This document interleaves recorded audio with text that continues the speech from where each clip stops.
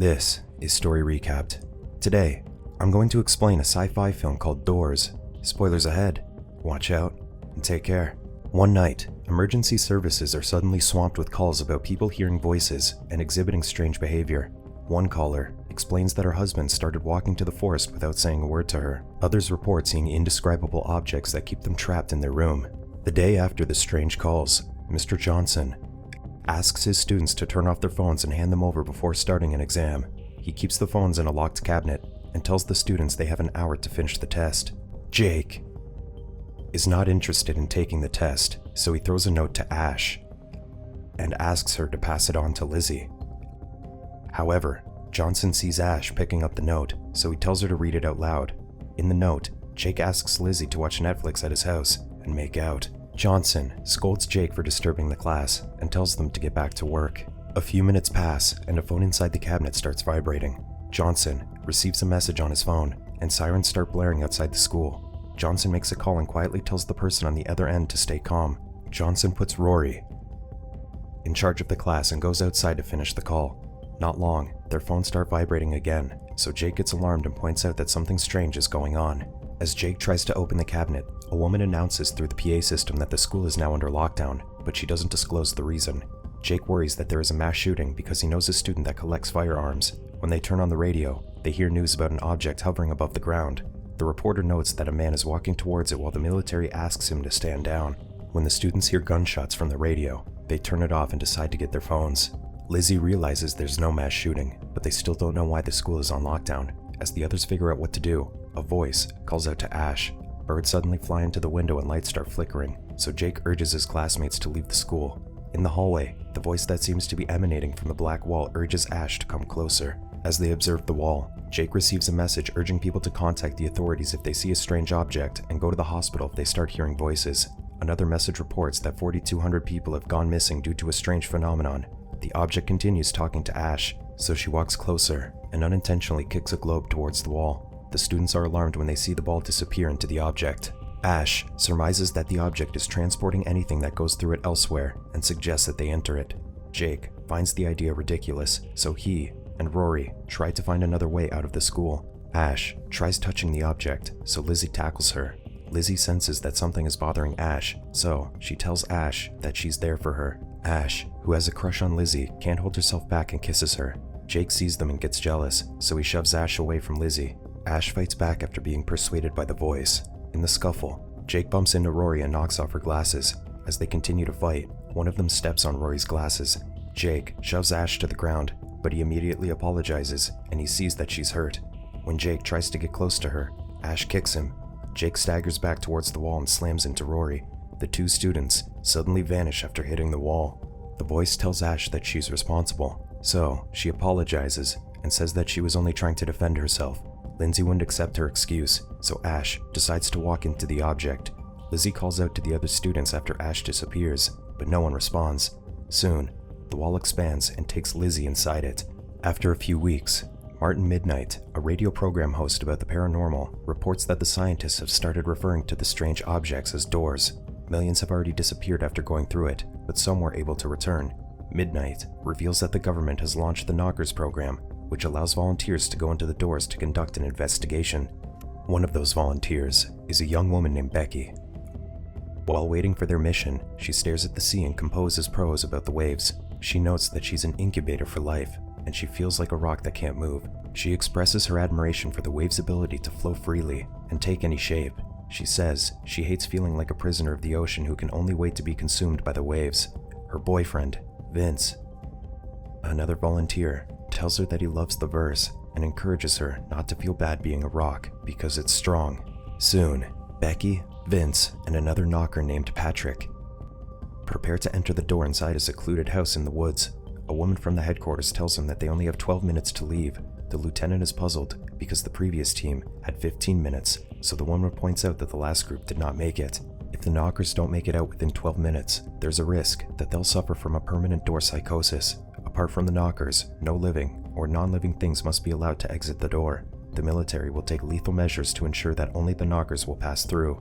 The three knockers enter the house wearing spacesuits as a precaution. As they prepare to enter, Becky hears a voice saying, "I don't want to be a rock." The others, however, do not hear anything except music from the radio. When they get inside, Becky notices that they are no longer in the same house. Becky notices 3 doorways, so she suggests splitting up so that they could cover more area. Vince is against the idea because only Becky has a phaser. However, the other 2 already went on their way, so he has no choice but to go alone. Patrick ends up in a room where he finds a crying woman. As he approaches, the woman turns her attention to Patrick and asks him why he's looking at her strangely. Patrick surmises that she could be a door entity, but she seems to be real. When he asks for the woman's name, she chides him for not knowing it. She says her name is Rose, but Patrick doesn't believe her. Becky soon finds herself in a kitchen with utensils and baby bottles arranged in different directions. When she notices a cradle, a voice urges her to look inside. When she approaches it, she discovers that it's empty, but the voice tells her to embrace him.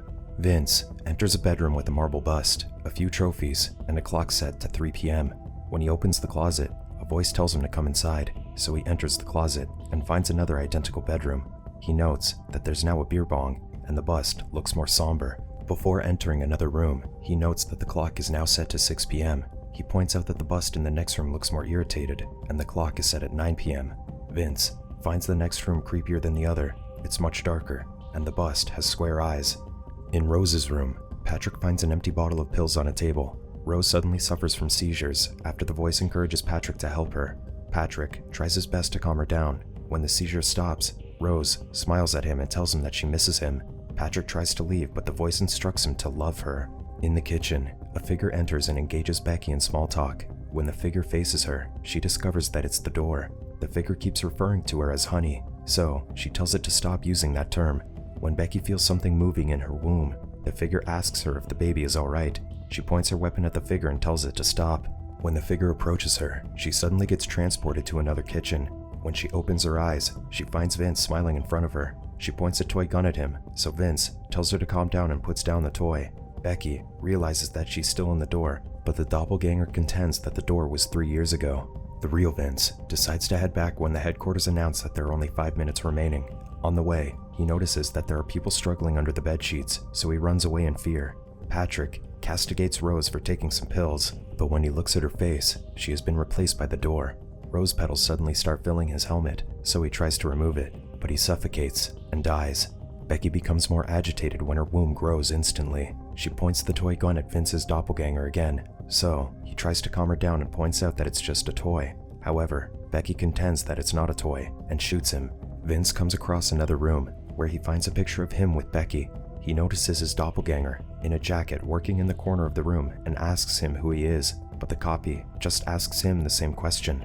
Not long, another copy of him wearing a sweatshirt arrives. As he documents the incident, the doppelganger in a jacket asserts that he's not the real Vince. He points out that he's wearing the spacesuit, so the copy in a sweatshirt agrees with him and says that they're probably entities. However, Vince's spacesuit suddenly disappears, and he finds himself wearing a Hawaiian shirt.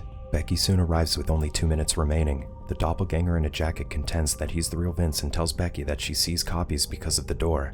Becky's suit disappears as well after the voice tells her to choose which one is the real Vince. The copy in a sweatshirt points out that their clothes could give her a hint. He points out that the other copy is wearing rain gear despite the sunny weather, so Becky shoots the doppelganger with the jacket. The doppelganger in a sweatshirt recalls that Becky is pregnant and reminds her that she didn't want to keep it. Vince says he remembers that day and notes that he got a nosebleed that got into her shirt. The doppelganger starts apologizing to Becky and admits that he's not the real Vince. Becky says that she doesn't want to be a rock anymore and shoots the real Vince. She asserts that it's her turn to become the Wave. Weeks after the launch of the Knockers program, Midnight reveals reports that the scheme only ended in disaster. He notes that satellites and birds are now falling from the sky, and the Earth is now going through strange weather changes. Furthermore, half of the world's population has now disappeared. Midnight asks his audience to tune in again the next day because he has a special guest who might provide them with answers. Somewhere in the woods, Jamal leaves his house and heads to a nearby site carrying some wires. Upon his arrival, he sets up a video camera and uncovers the audio equipment while chatting with the door. After making a few configurations on the audio device, he suddenly gets a response from the door. Soon, the door engages Jamal in a conversation and recites his social security number to prove that it knows something about him. When Jamal asks the door what it is, the object responds by saying he's a friend. The door notes that they came to the planet to watch sentient beings. Their goal is to archive the Earth and refresh all of its inhabitants. The next day, Jamal's friend Kathy arrives with her boyfriend, Leo. Before Jamal could tell them about his findings, Leo notes that they're lucky to remain alive as the doors keep killing more people. Jamal asserts that killing people is not the true aim of the doors, so Leo quips that Jamal may have lost his sanity. Kathy points out that Jamal is a brilliant scientist, and he was only fired from his job because of his controversial ideas. Before making his announcement, Jamal says that he called Kathy because she's still the most trusted companion in the scientific community, and he has no choice but to trust Leo because Kathy trusts him. When he finally announces that he has a door, Leo voices his skepticism due to the lack of knockers and the government agents to examine the project. Jamal, however, notes that he didn't report it. On their way to the site, Jamal reveals that he was able to communicate with the door. Leo doesn't believe him because he can't understand how Jamal would be more successful than the government that is equipped with more advanced technology. Upon their arrival, Jamal immediately sets up the equipment and talks to the door. When the door responds, Kathy is astonished to hear its voice. As Kathy and Jamal rejoice over their breakthrough, Leo pulls out his phone and walks away from the site. When Kathy asks for its name, the door utters something they cannot pronounce. Kathy asks for a nickname instead, so the door says they can call it Lamaj. Jamal informs Kathy that the doors are studying humans and collecting data, so Kathy surmises that Lamaj might be there to study friendship. Kathy remarks that the encounter could pave the way for humans to learn the secrets of the universe. Jamal asserts that they should take things slow. Kathy hesitates, but she eventually agrees and assures Jamal that they'll report the door when they're ready. When Kathy approaches the door, Leo tells her not to get closer because it could kill her. He worries that it could already be poisoning them with radiation, but Kathy argues that they can't pass up an opportunity because of an assumption. Soon, Ricky, a police officer, arrives and tells Kathy to step away from the object. Leo notes that Ricky is his friend and asks Kathy to comply, but she keeps pacing around because she's nervous. Leo tells Ricky to calm down, but Ricky points his firearm at Jamal and tells him to get down on his knees. While Ricky calls for backup, Jamal asks for help from Lamaj. Kathy hits Ricky with a piece of wood but fails to knock him out. As Ricky tries to gather his senses, he fires his gun and hits Leo. When Ricky aims his weapon at Jamal, Lamaj kills the officer. The door then tells Kathy and Jamal that it's time to refresh. Soon, satellites fall out of the sky and land on the forest. When Midnight starts his show, he immediately introduces Dr. Alan Price, a parallel worlds theorist. Midnight wastes no time and asks Price what the doors want from Earth. Price asserts that the doors are the cosmic consciousness of humans and the arbiter for existence. He says that the objects are everything and everyone all at once, and people can even consider them God. Price notes that there's nothing people can do to stop the doors because their process is perfect. He adds that the only thing people can do is wait to be refreshed. Price's signal suddenly becomes intermittent. When it returns, his room is a bit darker. Price tells Midnight that humans will shift into the next reality once the doors tether themselves into people's consciousness. The lights suddenly start flickering on both ends, but Midnight continues the interview. He asks Price what he knows about people who have returned, but Price argues that Midnight already knows the answer. Price stresses that everything that happened is a test, and results will help the doors decide the next reality for humans. Price urges Midnight to accept it and tells him not to be afraid. When Midnight asks him questions, Price utters the same question at the same time. Price taunts Midnight further by questioning his motives and pointing out that he's not in control. When the lights start to flicker again, Price tells him that the process has started. Price urges Midnight to embrace it, but he tries hard to resist. Midnight yells as he feels the changes in his body. Soon, Midnight stops resisting and heads upstairs while taking off his clothes. When Midnight's feed goes dark, Price welcomes him to his new reality. Subscribe to watch more videos like this. Turn on notifications. And leave a like, it really helps the channel out. Thank you for watching.